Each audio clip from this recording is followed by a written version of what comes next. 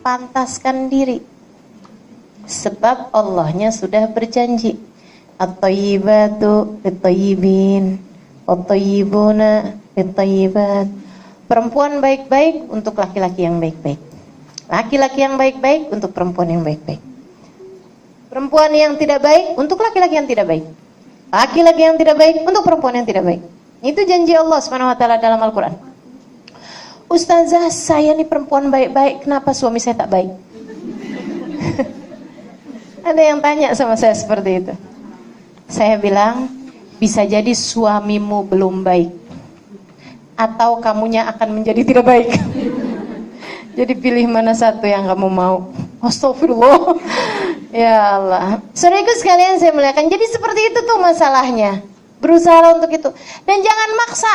Sama Allah tuh jangan maksa. Ya Allah, karuniakan kepada saya jodoh dia itu ya Allah. Si Fulan bin Fulan.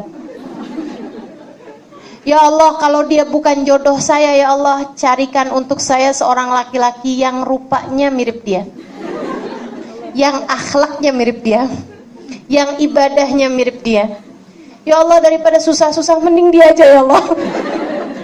Ini doa maksa namanya. Jangan begitu adik-adik, kita tidak pernah tahu. Kita tidak pernah tahu. Mana yang baik buat kita tuh kita tidak pernah tahu. Adik-adik belajarlah dari saya. Saya sama suami tak kenal. Ya, langsung tegang dengar cerita saya nih. Saya sama suami, saya tak tahu rupa dia kecuali sesudah akad. Sudah akad nikah. Akad nikah pun saya tak tahu. Akad nikahnya di ruangan lain bersama dengan Habib Umar bin Hafid. Habis selesai akad, dia kemudian jumpa saya di majelis di halaman rumah orang. Halimah Ali Drus dipanggil ke samping rumah untuk berjumpa dengan suaminya. Suaminya? Ya Allah, kayak apa orangnya? Saya pun jumpa sama dia, kemudian saya salam sama dia, saya lihat, oh ini dia suami saya, oke. Oke, boleh. Jadi tak kenal. Makanya dia selalu cerita sama teman-temannya. Dia bilang, saya kawin kan, itu macam beli kucing dalam karung. Saya tak tahu Halimah tuh punya hidung atau tak punya. Ya Allah. Saudaraku sekalian saya muliakan, jangan pernah turun standar. Gitu ya. Jangan asal kita doanya, yang penting ya Allah dikasih saya jodoh. Tetap minta kepada Allah Subhanahu wa taala. Engkau berhak untuk meminta. Jangan merasa yang asal ada yang mau aja udah bagus saya. Jangan begitu. Siapa bilang begitu? Kamu berhak untuk yang lebih daripada itu. Namun jangan juga enggan terhadap konsep pernikahan. Ya, jangan juga enggan terhadap konsep pernikahan. Daripada nikah susah rasanya, harus uruskan orang, harus begini, harus begitu. Saya tak mau nikah aja lah. Jangan begitu juga. Kata Nabi Muhammad, "Faman raghiba an sunnati falaysa minni." Siapa yang enggan terhadap sunnahku, maka dia bukan termasuk golonganku, dan nikah adalah sunnahku. Saudaraku sekalian yang saya muliakan, ingat ceritanya Julaibib? Atau pernah dengar cerita Julaibib? Tak pernah dengar? Oke, saya mau cerita. Ada dulu seorang sahabat Nabi Muhammad alaihissalam. Jadi ada orang di Madinah, miskin, jelek, tak jelas siapa bapak ibunya, pendek, hitam, nggak ada cakepnya ya ini ya, nggak ada cakepnya, nggak punya rumah, hidupnya terkatung-katung di Madinah. Teman-teman saya sekalian, dia tiap hari aja gitu keliling kemana, apa yang dia bisa bantu sama orang, sampai sama orang itu dijadikan sebagai tanda kesialan. Ibu-ibu kalau bilangin anaknya, kamu nak harus yang betul, nanti kamu kayak Julaibib gitu, tanda kesialan gitu. Oh kalau acara pernikahan ada Julaibib nih bakalan bercerai nih, begitu, dijadikan sebagai tanda kesialan. Kesian Julaibib, nggak punya rumah, nggak punya apa-apa, nggak punya siapa-siapa, orang tuanya nggak jelas siapa, itu ya, nggak punya nasab, nggak punya harta, nggak cakep pula gitu. jelek pula, hitam pula, bukan orang pandai juga. Masya Allah, luar biasa benar Allah kalau kasih hidup orang. Akhirnya kemudian satu hari datang baginda kita Nabi Muhammad hijrah ke Madinah. Dia pun beriman kepada Nabi. Bahagianya luar biasa hidup bersama dengan Nabi. Karena Nabi kan tak pandang bulu. Nabi tak lihat orang dari rupa, dari apa. Inna akramakum indallahi atqakum. Julaibib tak pernah dihalangkan dari saf awal. Kalau dia memang datang lebih awal, kenapa tak boleh? Kan begitu. Julaibib bahagia. Tiap sholat saf yang paling terdepan. Dan Julaibib pun memutuskan untuk menjadi salah satu dari ahli soffah, orang yang tinggal di masjid Nabi Muhammad alaihissalam. Jadi santri, jadi pelajarnya Nabi Muhammad dan 40-an orang. Satu hari Julaibib lagi merasa hidupnya berada di surga. Ujian, rasanya hidup nih macam udah selesai semua ujian. Sedang bahagia-bahagianya hidup bersama dengan Nabi. Satu masa ujiannya datang. Ujian kan disesuaikan sama keimanan. Nabi ada jumpa dia. Julaibib, iya Rasul. Assalamualaikum. Waalaikumsalam ya Rasulullah. Dia cium tangan Nabi. Julaibib, iya Rasul. Halla tatazawwaj? Kamu tak menikah? Julaibib jelek, miskin, diulang lagi nih ya. Semua kekurangan itu. Julaibib pikir, aduh Rasul, bukan tak mau nikah, tapi siapa yang mau menikah dengan Julaibib di dunia? Kalau urusan di akhirat kan yang jelek jadi cakep. Di surga ya, orang jelek tak masuk surga. Hati-hati ya, orang jelek tak masuk surga. Sehingga sekalian, jadi akhirnya katanya Julaibib, Rasul bukan saya tak mau nikah, masalahnya siapa yang mau nikah dengan saya Rasulullah? Tak ada yang mau nikah dengan saya. Nabi ketika dengar Julaibib bicara seperti itu, Nabi senyum aja kemudian ditinggalkan Julaibib. Sepanjang malam mikir, itu palingan Nabi hanya sekedar tanya aja gitu. Namanya kan orang usia-usia 20-an tahun mau ditanya apa kalau bukan nikah. Itu ya. Kan biasa aja tuh, adik-adik kan juga sering ditanya ya, orang tua ya. Kamu kapan nikah? Kamu kapan nikah? Ibu-ibu berhenti ya bertanya ya. Nanti dijawab sama anak-anaknya pas ada yang meninggal. Ibu kapan? Kan gak enak. Padahal kan urusan nikah, urusan mati kan sama aja. Ketentuannya Allah juga semuanya. Jadi akhirnya kemudian besok harinya Julaibib kemudian dipanggil sama Nabi Muhammad. Ini sengaja dipanggil. Kalau yang hari pertama tuh tak sengaja berjumpa. Yang hari kedua nih sengaja dipanggil. Julaibib, aina Julaibib? Kata Nabi gitu, panggil Julaibib. Iya Rasul. Ya Julaibib. Iya Rasul. Halla tatazawwaj? Kata Nabi, kamu tak mau nikah? Kamu tak nikah? Waman yatazawwaj ala Julaibib wa fid dunya? Oke. Dah ditinggal lagi sama Nabi. Nabi kan gitu, tak memaksa,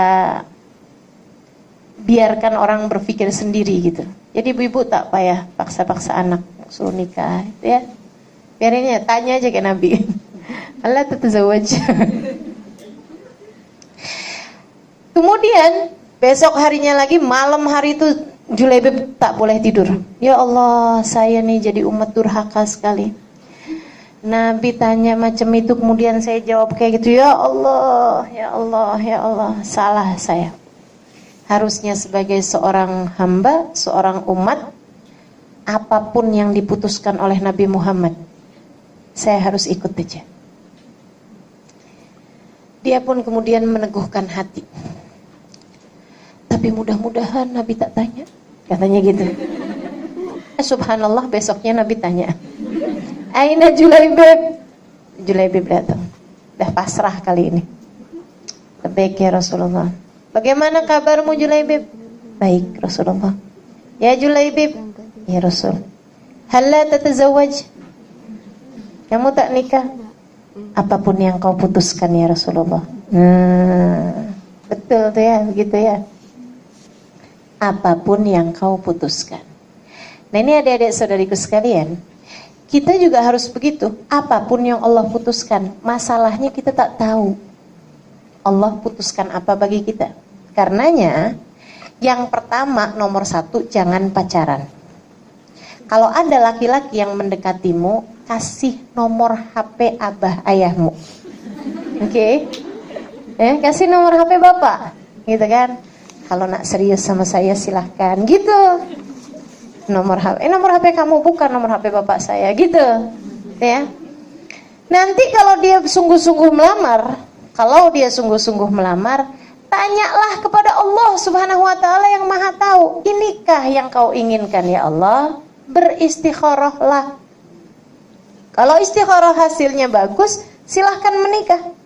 Kalau istikharah hasilnya jelek, jangan kemudian ulang lagi istikharah. Bukan, gitu ya. Udah kalau hasilnya jelek ya berarti jangan. Gitu ya.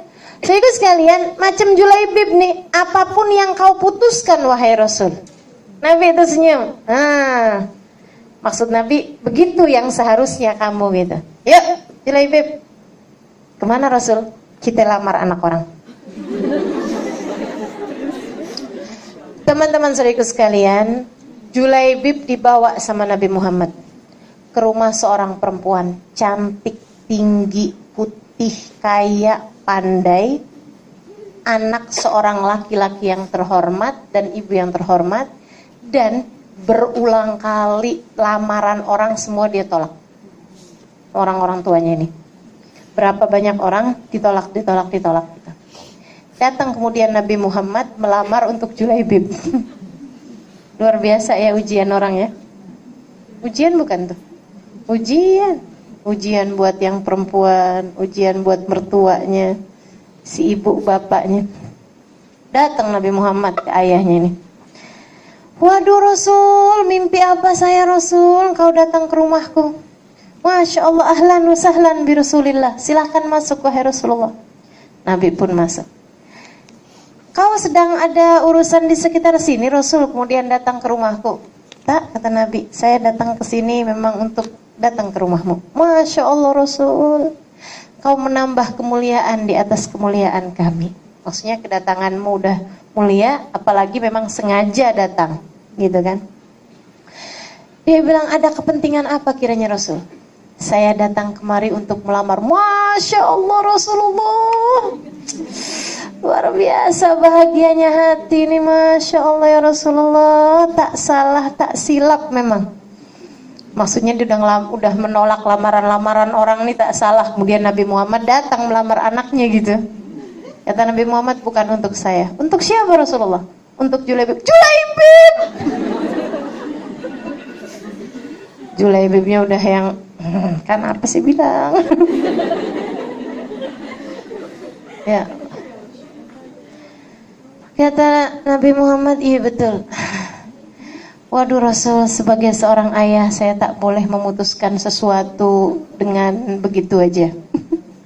Saya harus diskusikan dengan anaknya, dengan ibunya. Silakan, kata Nabi Muhammad. Bingung dia. Masuk ke dalam, istrinya bilang, Bang Rasulullah ya bang? Iya. Rasulullah bang, datang ke rumah kita bang? Iya. Bang mau apa bang Rasulullah ke rumah kita bang? Mau melamar. Masya Allah bang, bukan buat Rasulullah. Buat siapa bang? Julaibib. Ada. Ya Allah bang, masa anak kita mau kawin sama Julaibib yang itu kan bang? Hitam, jelek, kurus. Waduh, semua itu ya. Miskin, wah semuanya. Katanya dia, iya. Terus gimana nih bang? Saya juga gak tahu. Yaudah gini aja bang, abang nanti temuin Rasulullah, saya temuin belakang rumah yang kemarin lamar anak kita bang. Jadi abang bilang anak kita sudah dilamar sama yang sebelah, yang belakang. Ya benar juga ya. Yaudah, mereka lagi diskusi seperti itu, anaknya keluar, anak gadisnya. Dia bilang, sepertinya sedang bincang-bincang tentang saya. Kata ayah ibunya, iya betul nak. Emang kenapa ya? Itu Nabi Muhammad depan rumah melamar untukmu, tapi bukan buat Nabi. Buat siapa ya? Buat Julaibib. Oh, nggak terkejut, biasa aja. Kenapa? Beriman. Orang beriman tidak kagetan. Ayo coba liatin nih, dirinya kagetan apa enggak nih? Oh, gitu. Terus apa keputusan ayah dan ibu? Ya janganlah nak, masa kamu kawin sama Julaibib? Oh, ayah, ibu, boleh nggak saya punya keputusan sendiri? Memang kamu punya keputusan yang berbeda? Iya. Apa keputusanmu? Dia bilang, kalau memang Nabi yang datang, bawa siapapun, saya tak akan lihat siapa yang dibawa sama Nabi. Saya hanya akan lihat yang membawanya. Nabi yang bawa. Saya baca dalam Al-Quran, wa makana li mu'minin wala mu'minatin idza qadallahu wa rasuluhu lahumul amr an yakuna lahumul khiyarata min amrihim. Tidaklah layak bagi orang laki-laki ataupun perempuan yang beriman kepada Allah dan Rasulnya apabila Allah dan Rasulnya telah membuat keputusan untuk memiliki pilihan sendiri. Kalau udah Allah dan Rasulnya putuskan, jangan punya pilihan. Oh gitu, nah kamu serius? Iya ya. Ya udah kalau memang seperti itu. Tapi ini Julaibib kamu kenal kan? Takutnya keliru gitu ya. Iya. Udah, akhirnya keluar. Kemudian dia bilang, sudah kami rundingkan, saya, istri dan anak. Kemudian kami semua memutuskan untuk menerima lamaranmu. Tinggal Julaibib yang, kok diterima, ini aneh sekali. Teman-teman saudaraku sekalian, itu Julaibib, gitu ya. Maka kita juga urusan jodoh itu seperti itu. Satu, tidak usah pakai pacar-pacaran. Dah, lepaskan. Tutup itu dari kamusmu. Jadi kalau ada ibunya bilang, kamu sih nggak pacaran, gimana mau menikah? Bilang, Bu, ibu tak hadir sih kemarin. Waktu kajian. Kata Ustazah Halimah tuh, Bu, tak payah pacaran, Bu. Jodoh akan datang tanpa harus pacaran. Gitu kan ya? Garam di gunung, garam di laut, asam di gunung. Salah juga. Garam di laut, asam di gunung. Oh, di darat. Terus kemudian gimana? Dalam periuk bertemu jua. Oh, kalau saya garam di laut, asam di gunung, di dalam bumbu rujak ketemu juga. Bumbu rujak kan ada garamnya, ada asamnya ya. Jadi teman-teman sekalian, kalau yang harus jadi jodohmu pasti akan jadi jodohmu. Tak usah khawatir masalah itu. Pasti akan berjumpa juga. Masalahnya satu, layakkan dirimu. Sebab orang soleh hanya akan dapat orang soleh. Bukan orang cakep pasti dapat orang cakep, belum tentu itu. Orang ganteng pasti dapat perempuan cantik, belum tentu. Akan tetapi yang Allah janjikan adalah bahwa orang kalau soleh dia akan dapat orang soleh juga. Maka solehahkan dirimu. Siapkan dirimu untuk laki-laki soleh. Gitu. Kemudian begitu menikah, nah itu tadi, kalau ada yang melamar jangan langsung tolak atau jangan langsung terima. Beristikharahlah. Dan biar jelas saya kasih tahu caranya istikharah yang mudah buat dilakukan oleh adik-adik ataupun oleh ibu-ibunya. Dan saya juga mau ajarkan, kalau ada yang udah pengen sangat nikah, ada tak? Tak ada, oke lah, tak jadi diajarkan. Ada. Kalau yang udah pengen sangat nikah, silahkan amalkan ini. Oh langsung, oh ibu-ibu ya, bukan bolpen ini. Curiga saya. Baca Rabbi inni lima anzalta ilayya min khairin faqir. Rabbi inni lima anzalta ilayya min khairin faqir. Itu ada dalam surat apa ya? Al-Qasas ayat 22 kalau tak silap. Dalam kisahnya Nabi Musa alaihissalam ketika berjumpa dengan dua putrinya Nabi Syuaib, beliau kemudian berkata, Rabbi inni lima anzalta ilayya min khairin faqir. Ya Allah, saya udah pengen menikah nih ya Allah gitu. Ya Allah, terhadap kebaikan yang kau bagikan kepada hambamu yang fakir ini, Aku sangat menginginkannya ya Allah. Gitu ya. Itu baca itu kalau yang udah kepengen menikah, jadi bacanya silahkan yang udah kepengen menikah, baca sehari 300 kali. Kan saya bilang juga yang udah kepengen nikah.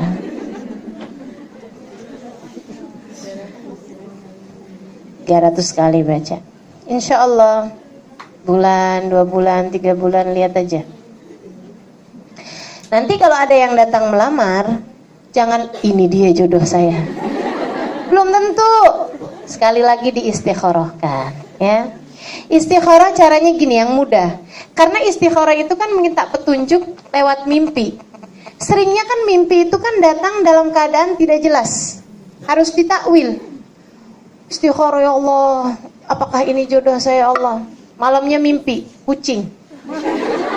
Bingung tak? Bagus atau tak bagus nih mimpinya kucing. Maka karenanya saya mau mengajarkan nih pada adik-adik terutamanya cara istikharah paling mudah diajarkan oleh guru saya Habib Syekh dulu, Habib Syekh bin Muhammad Al-Idrus.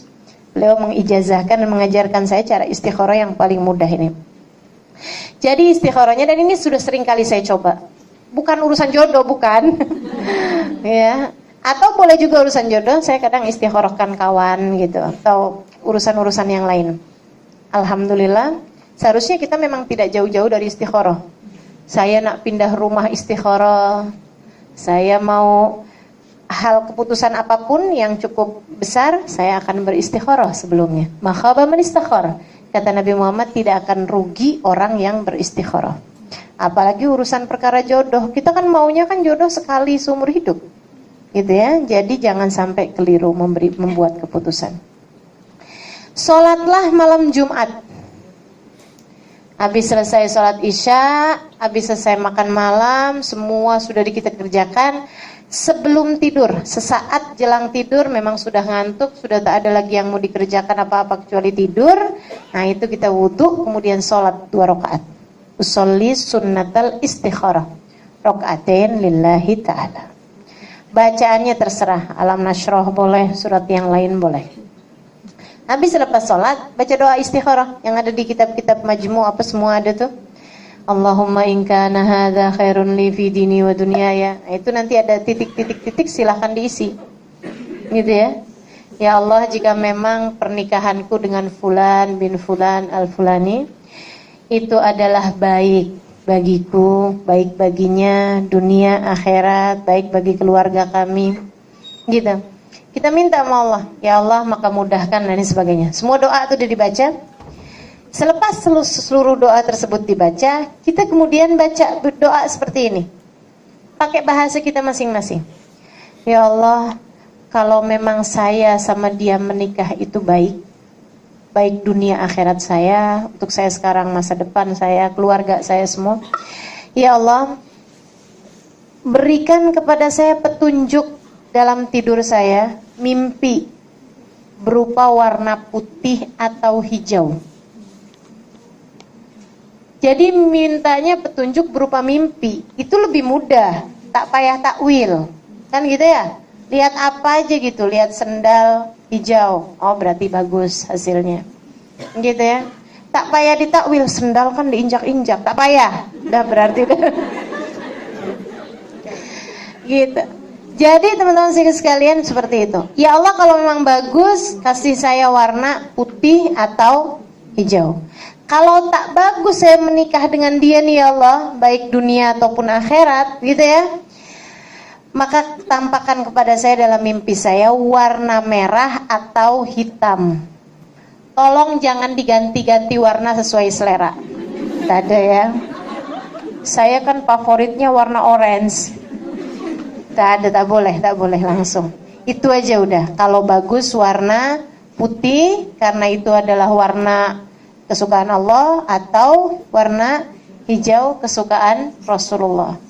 Kalau kemudian tidak bagus warna hitam lawannya putih, atau warna merah kesukaan setan. Gitu. Jadi itu aja udah. Saudara sekalian, nanti tuh dapat mimpi. Kalau tak dapat mimpi malam itu, ulangi besok hari Sabtu, malam Sabtu. Kalau belum juga ada mimpi malam Sabtu, ulangi lagi malam Minggu, malam Senin, sampai dengan 7 hari. Insya Allah tak sampai 7 hari kecuali kita sudah diberi jawabannya. Itu istikharah paling mudah. Dan dah itu aja dikerjakan, jadi tidak usah bingung-bingung. Gitu ya. Saudara sekalian saya muliakan, ini perkara urusan jodoh, diistikharahkan. Kalau hasilnya bagus, bismillah, disegerakan. Jangan nanti-nanti. Maksudnya jangan kepanjangan gitu, kelamaan. Nanti ya saya masih mau sekolah dulu, S1 tambah S2 tambah S3 gitu. Udah waktu kawinan udah rambutnya udah pada putih semua, kan gak enak ya. Nah, jadi disegerakan. Katanya Nabi Muhammad, kalau sudah datang jodohnya segerakanlah.